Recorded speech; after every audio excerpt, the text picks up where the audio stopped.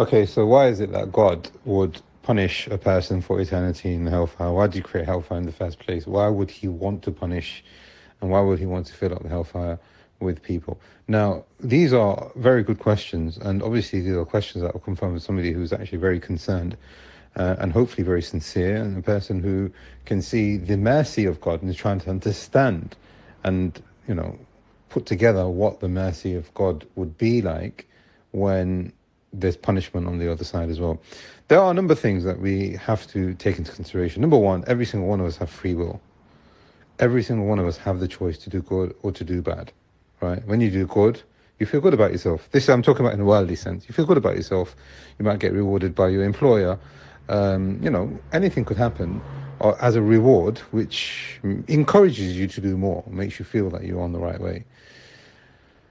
But likewise, if a person does bad, right? If a person does bad and gets put into prison, if a person has, contradicted some kind of law somewhere, they might feel bad about themselves. They might actually be punished for a reason.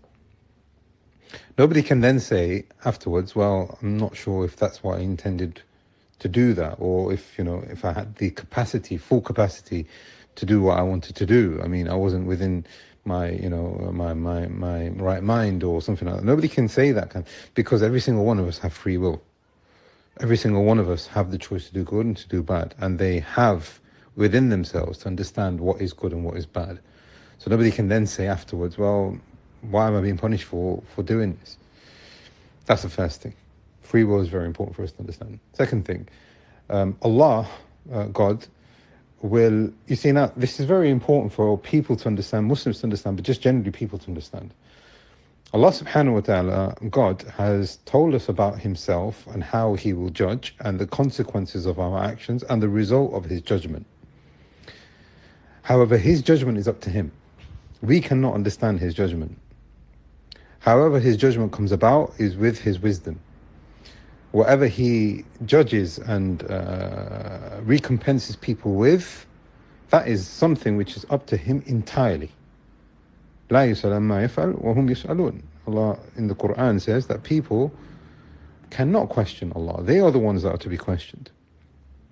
Therefore, God, Allah, has explained to us, look, if you do good, you will get rewarded. If you work well, you get a bonus, right? You get paid and you get a bonus.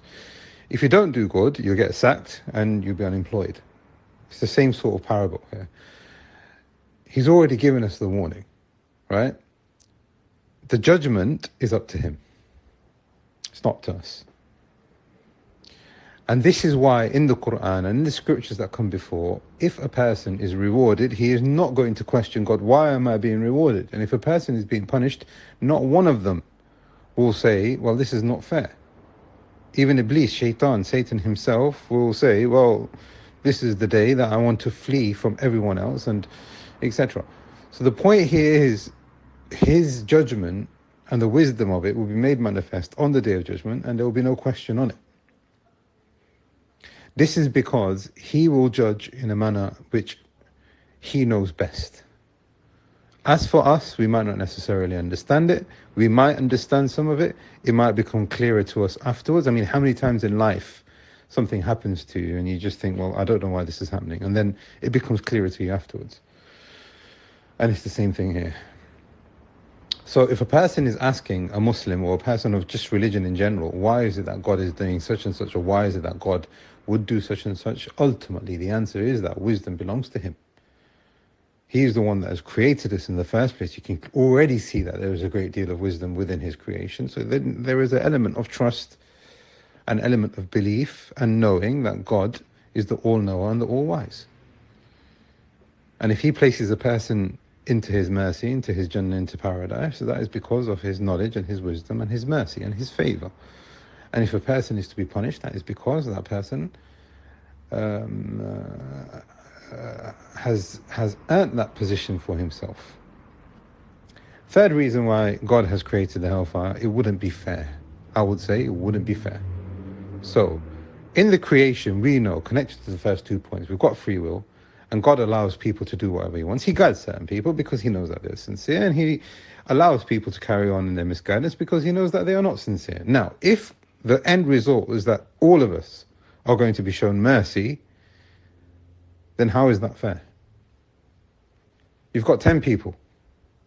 You're the manager of a business.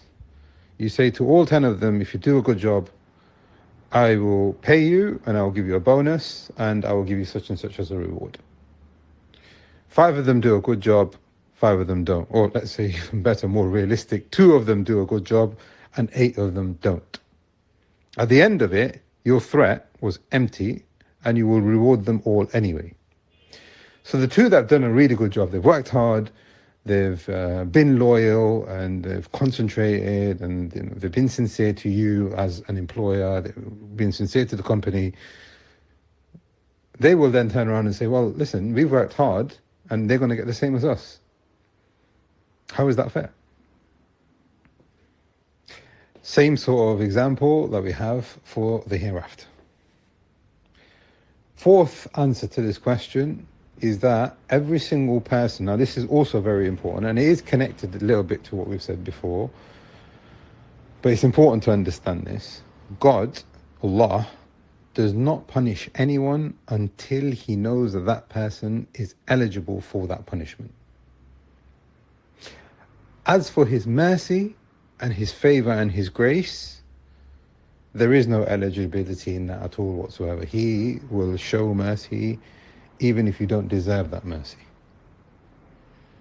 He will be kind to you even perhaps if you don't deserve that kindness. I'm talking about perhaps. I'm not saying that people don't deserve mercy. I'm not saying that.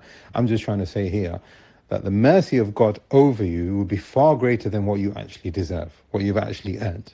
The actual goodness in yourself and the reward of mercy that you get from him will be far greater than what is actually what you've earned for yourself. And the same when it comes to punishment. Well, actually, it's not the same. When it comes to punishment, nobody will be punished until certain conditions have been met. As for mercy, so now here there are no... so now a person is comparing Jannah and paradise with hellfire and Jahannam and saying, okay, well, it's either this or that. And that binary kind of understanding is where people kind of end up having a flawed kind of creed and perception towards the judgment of Allah. It's not like that. The Messenger of Allah ﷺ said, people will not enter into Jannah because of their actions. So they said to him, not even you, O Messenger of Allah. He said, not even me. Unless if my Lord showers upon me his mercy. Right. So now nobody is going to be rewarded on account of what they have done. Any kind of goodness that you have done, you're still not as good as what Allah and God has given to you and is prepared to give to you still. Therefore, Jannah and the mercy that you're going to attain is far greater than what you have managed to achieve yourself. As for punishment, so now there's another example. I'm not sure if you're aware of this, but there is a narration from the Prophet ﷺ where he says if you do a deed, you get it multiplied by a minimum of 10 to 700 times. This is just an example of what we're trying to say here. But when you do a bad deed, if a person was to sin or transgress or oppress or do anything which is bad, they only get the equivalent of that one bad deed. So now here, quite often people, they say, well, Jannah, Jahannam, there are two opposites. No, it's not necessarily the case.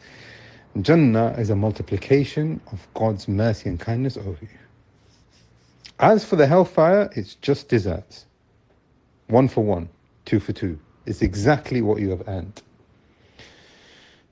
So people are put in the hellfire as account of what they have done. That is what they actually deserve.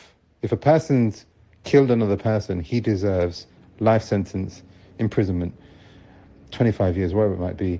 That's what it is. So now the judiciary system, the judges and all that kind of, the lawyers and the solicitors, the barristers, all these people, they've said, okay, what we think is that the punishment for a person who murders another person, 25 years in prison.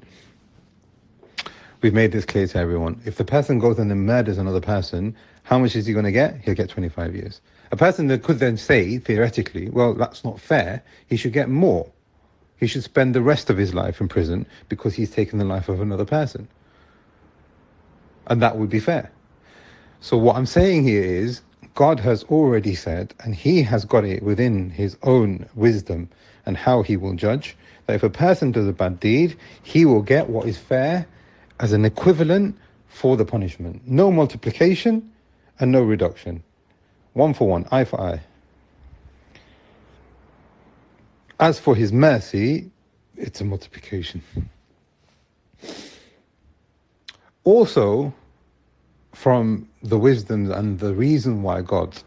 So now, just to clarify that point there as well, or an addition to it, so I think it's point number 5 or something, there are conditions. Now, God is not going to punish a person unless if he knows that what he is doing is wrong.